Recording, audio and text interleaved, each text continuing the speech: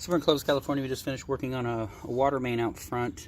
First item, and not a real big deal, but a hose bib wouldn't shut off. So, you know, O-ring or a little gasket down there in the bottom, it fails. And home is, I'm gonna guess, minimum 30, probably 40 years old. Looks like 70s build out here. So anyways, let me see, does that math work out right? 70, 40, 21. Yeah, so it does. 30, probably 40 years old. Anyways, can't find parts for that. I mean, if you could find that hose bib sitting on someone's shelf in the back of the warehouse somewhere, you could certainly take it apart and replace it, but they're 15 bucks over at the hardware store. So, a brand new valve. And of course, we like to use the ball valve. So this here just has it's a quarter turn on, quarter turn off, and it's lots of flow. And it's a stainless steel ball in there, so no rubber gasket anymore. And that's what we prefer. That's what we've got on at my house. Same identical bib right there. And that's straight out of the hardware store over here, Clovis True Value.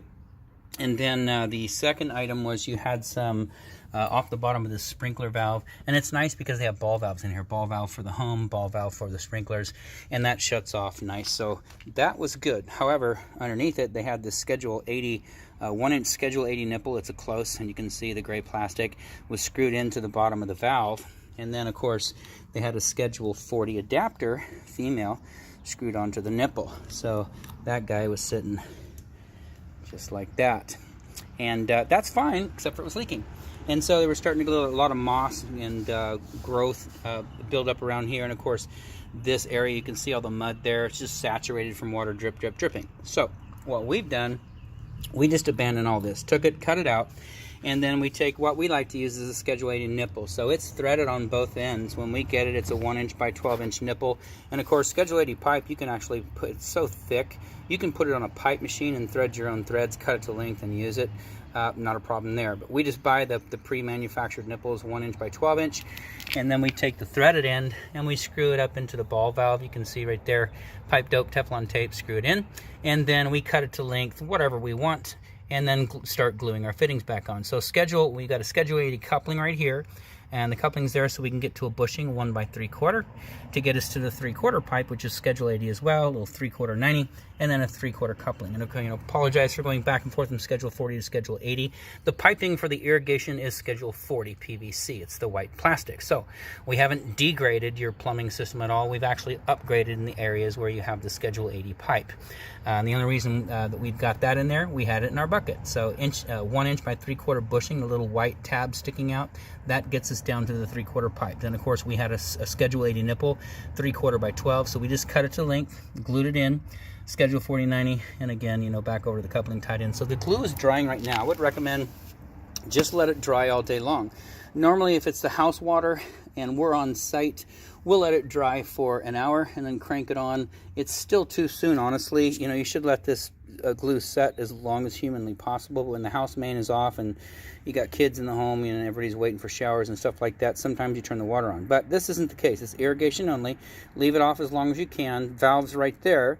So when you're ready, just come turn that back on. We want to leave this open so that you can monitor that area. As soon as you open that valve up and get the water back onto the sprinkler valves, you want to leave this open. That water hopefully will percolate and evaporate. It'll percolate down into the soil, hopefully, if you have good soil, and then also it'll evaporate as it heats up today. It's supposed to be about 76. Should dry out, and then you should have no water in that hole. Only reason you have water in the hole is water that we used when we cut the line open, and water drained into there. And of course, you could see when we ran the water out of the hose bib, washed off our shovel, things like that, a little bit of water. But once it's dry, it should stay dry, and all this soil should start drying out. You can see right now, that's just a big bucket of soup over there. That's the soil that was in there with some river rocks. Feel free to go through that and get your river rocks out and wash them off, get them clean, let them dry out. Let the soil dry out as well. Don't just throw that back in there. You have a big sopping mess, plus you can't tell if anything's leaking. Now, we've been doing this a while, 42 years in the trades, 32 in plumbing. Not bragging, just saying, we're pretty careful when we put this stuff together. However, we're not 100%, we're 99.9%, hopefully, in our efficiency here. So, but you do want to monitor this. A little bit of overspray right now from when we turn the faucet on, but you want to take a look at these joints. Once this valve gets turned on right here, you want to take a look at the mechanical joint sitting right there where this pipe screws in, the gray pipe. You want to make sure that no water begins to bleed out of there, and that means just weeping, just a hint of moisture. That's all. If anything begins to happen, you need to let us know. And then all the solvent weld joints, that's a glued joint. You can see the blue glue. That joint, the one down here, the one at the 90 at the bottom, the coupling over there, you want to make sure that nothing leaks. And the only way to do it is leave this hole open. Don't bury that in soil, because you'll never know.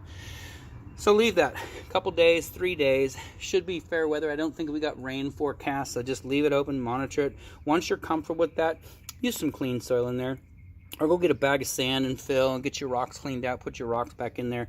I don't know what you want to do, but just don't throw the mud back in there. And you can see all the soil around it's pretty saturated. So anyways, that was just a long version to say monitor this for leaks. The reason why we're asking you to do it, not us, is we gave you a discounted price on the installation, so we're not coming back. If you'd like us to do it, we certainly can come back. Service call is $125. I highly doubt you want us to spend your money just to come out and turn a valve on. So anyways, everything looks good here. Outside of that, this installation is done.